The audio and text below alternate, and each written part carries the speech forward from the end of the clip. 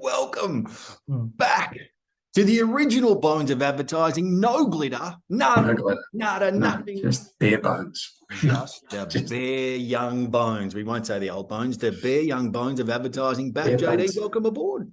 Thank you, mate. It's a pleasure to be here. Pleasure to be here. I hope we can add a little bit of glamour or a little bit of some interesting perspectives. We'll be able to add the interesting perspectives. I'm not sure I'll add any glamour, although by the look of that fabulous shirt, you're definitely adding a bit of glamour. That is a cracker. I'll do my best. Yes. It's I've got a I think this is actually a lanyard because I'm they had as part of Pride Week about a month ago now. They were giving out lanyards here as it's called an ally. See, I don't know if you can read that. Yeah, right, I can see that. Ally. And I liked it so much because it's a bit colourful. And I thought, well, I'll wear that. I'll keep that rather than the basic black because I like a bit of colour. Yeah, it's adding a bit of value. Let me give you the hottest of hot tips, my boy. That is definitely adding some value. But we are here to talk about lanyards, how beautiful they make you look, adorned your neck. What we're here to talk about is something that really tickled me. And this is fantastic ad. I think let's just take a quick look at it right now. Have you still got your phone? No. Well, this is a bit precarious. Quite precarious, in fact. If this was a film, the jacket would probably start to rip at this point. Yeah, but this is a Macpac. Ah, Macpac. Yeah, this fabric's incredible. What is it, silk? No.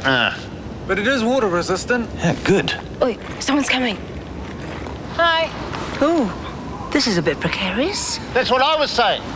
Yeah, that's what he was saying. Oh. Do you know why they call it scroggin? It's a Dutch term for pocket nuts. Scroggin. Okay, I'm going straight to you because you and I both love a New Zealander. We love our jingles and stuff. Yes. But that's the stereotype. This brand, JD, what did you think of that little bit of fabulous? I think this is everything an ad should be. It makes you remember the brand without actually saying because in New Zealand it's mainly aimed at New Zealanders, and in New Zealand the Macpac brand is Macpac brand is it's one of the biggest. Like there's Denim and Swan Dry, I think, are the two big kind of outdoor brands, like New Zealand owned. They do the big ones, and so on a rising tide, like you sell the category, and you win if you're a category leader. So I think it works on that. It says not only does it feel good, it's really sturdy, and there's nothing like white New Zealand to the Pakeha. There's nothing a white New Zealander from the South Island likes more than a tramp in the wilderness, in the high country. And guess where the high country is, Craig? Where is it, JD? It's above sea level. It's a bit high. It's the highest. It's a bit above sea level. They love a bit of a tramp in the high country with friends, and it looks like an outtake from a Tato white titty funny movie. It does. It's amazing. It's just you see the two of them, then you realise there's three of them, and then the person who comes is not a tramper. It's some granny who looks like she should be bringing a biscuit or something. She's just got a tin full of I don't know, what have we got there, like shortbread or something. Yes, Hensick biscuits or something. But how about the opening scene, mate? So that's what got me. The giggle, first of all. You still got your phone? No. I mean, it got me from there. I'm just like, and his casting, the guy on the bottom, is just brilliant. He is so good because then the next one's a traditional New Zealander hike kind of guy, I felt. Yeah. Absolutely brilliant. And then you think it's just the two of them. Just the two of them. And then you realise there's a small Indian girl who looks like she should be at a nightclub. She's like got nails that are still good and she's hanging on. But I thought she was brilliant as well. I loved it. It was just like the whole thing. And then right at the end, what's scroggin? Scroggin. It's like pocket nuts. It's like, what did he say? It's Dutch for pocket nuts. It's Danish for pocket nuts. Danish, that's what it was. That's right. But what about the part where he's hanging and you actually watch his thumb feeling the Macpac because he's asked whether it's silk. Is that silk, mate?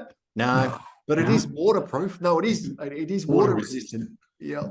So well done. Hats off to the monkeys on that one. They absolutely nailed it. It's delightful. I've watched it a number of times just for the giggle factor. Like, it was that good. Yeah, I loved it. I thought it was just it's a great piece of entertainment. Yeah. And you remember, you have a good warm feeling about the brand. And I reckon if I was going out to buy a jacket for winter, that Macpac would be high on my list of on your radar, without a doubt. And like you said, it picked up on all of those cues. They say the brand, but they don't have it blazoned across the screen. They then talk about, its durability. They talk about that it's water resistant. They talk about the feel of it, but it's all in this conversation. So I want to say congratulations to the writer of that one, and then the execution from a production point of view, obviously must have been green screen. I'm not sure exactly how they did. It must have been green screen at some level, how they put it all together. But knowing the New Zealanders, they could have filmed it live. It could have been live. If they did, there's no rules over there. That jacket is an outstanding piece of clothing. That is for sure. Great piece of talent. Yeah, the jacket. All the casting was fantastic. I thought it was just delightful. I'm very, very happy with that. Thank you for shooting that across my bow. My pleasure. My pleasure. Now, I'm going to pose a question to you here. Now, in the tradition of the hardest questions in advertising, I think this one is one that we'll have a little bit of fun with. So, would you rather... Unusual for us.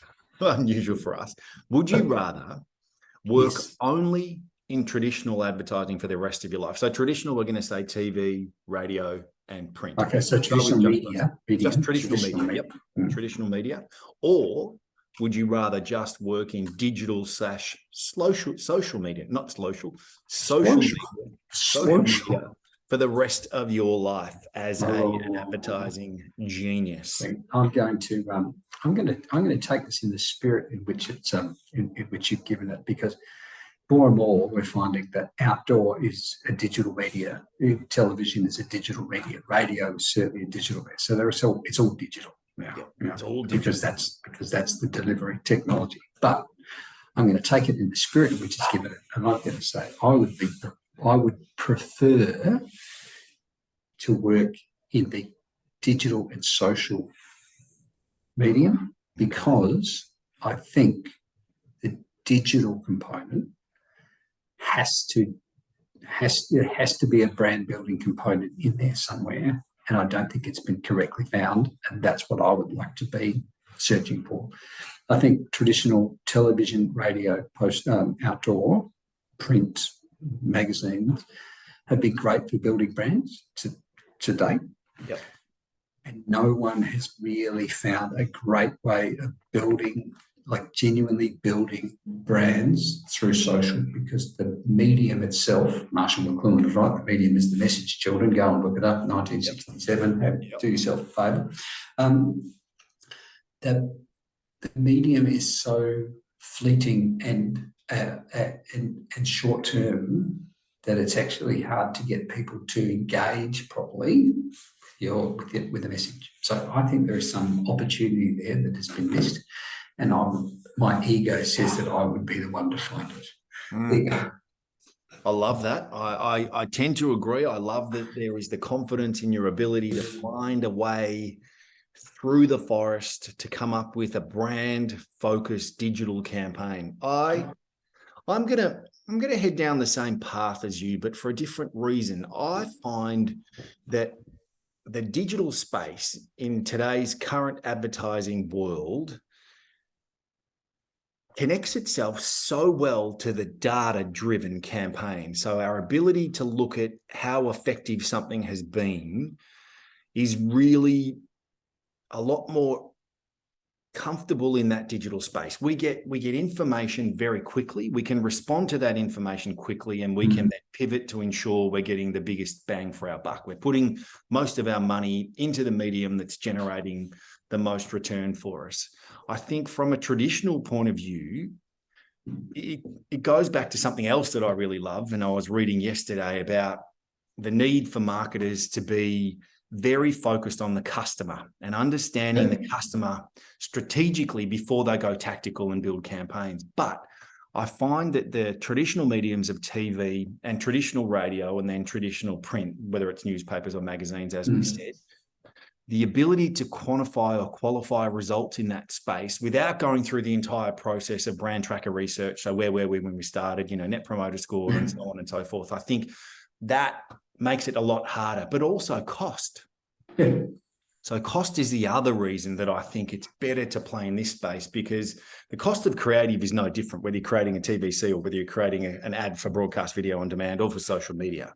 You can probably make it a little less polished if you're going to go on those mediums. But I find that space really just works exceptionally well. And without those bigger budgets, I think it's so effective for that prospective customer that we work with on a regular basis. So for me, I really feel most at home and in the pocket in that particular sphere, although obviously lots of time preceding the digital revolution in that more traditional space, particularly TV, radio, those were big on my. I'm still one of my great passions is the outdoor, like a really good piece of outdoor, and not the ones like you go on to. Not like our Beyond ones we've seen, mate. Like what the are those ads? No, who knows? Who knows? Who knows? That sound you hear is the idea hitting the wall behind me as it sails over my head. I think it hits the wall and then it just hits the floor like splat. Like porridge hitting a dog's backside. I'm with you on the outdoor though. You were saying that a good bit of outdoor can be exceptionally strategic, particularly while someone's en route. They're headed somewhere. It can have a great impact, as can radio. There's a great place for radio. And the great thing about the strategies that were employed on radio and in outdoor, not so much television, because television, I think, made creative people lazy. Yeah. In the cinema, posters, magazines, radio, they allowed you to contextualize where you were reading, how you were reading it, where you were observing it. So they were like one of the best outdoor ads I ever saw was driving from the Gold Coast to Brisbane. It's a big sign for a driving school. It just said, "Oi, eyes back on the road." Yeah, right. It's just delightful. Oh, yeah, you're right. That's right. Yeah, keep focused. Acme driving school. So, I think that's the bit that social and digital quite often miss, because we see it in so many different places. But I think there's an insight into the way humans consume it that there's got to be something. There's got to be something. We've got to be having it. Only we could look for it. That has been another edition of the Bones of Advertising, OG original style. Fabulous. Don't go changing. We'll see you next week.